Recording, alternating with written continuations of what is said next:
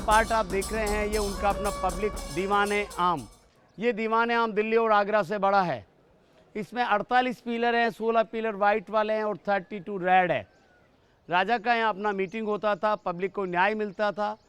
हिंदू कला, मुग़ल कला और पर्सन कला का अद्वितीय नमूना है, जिसमें सब आर्ट को मिक्स करके बनाया हुआ है।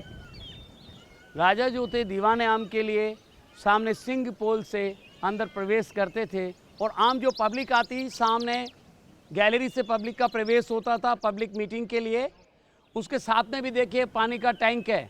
रानी जो थी महारानी ऊपर बैठ कर के विंडो से जल से फंक्शन मीटिंग प्रोग्राम देखती। पीछे काले पर्दे होते थे। ये एरिया 1622 में सवाई जयसिंह ने बनाया। सवाई का टाइटल औरंगजेब ने दिया। आप जो ये जगह देख रहे हैं, यहाँ राजा के अपने 27 जागीरदार राजस्थान के डिस्ट्रिक्ट होते थे। राजस्थान के जागीरदारों की मीटिंग होती थी। मिनिस्टरों का लेखा जोखा यहाँ होता था।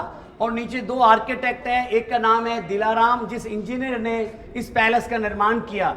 दूसरा इंजीनियर जो है उसका नाम है मोहनलाल। लेक पैलेस केसर क्यारी।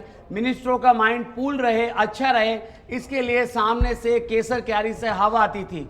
उस जमाने में 400 साल पहले कश्मीर से लाके इसमें केसर का उत्पादन किया गया।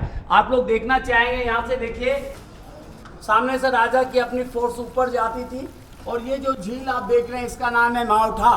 मावठा बोलते हैं तो बारिश का मावट का पानी होता है, उसको मावठा बोलते हैं। उस जमाने में बारिश खूब होती थी, हरियाली खूब होती थी, ये सारा ग्रीनरी था।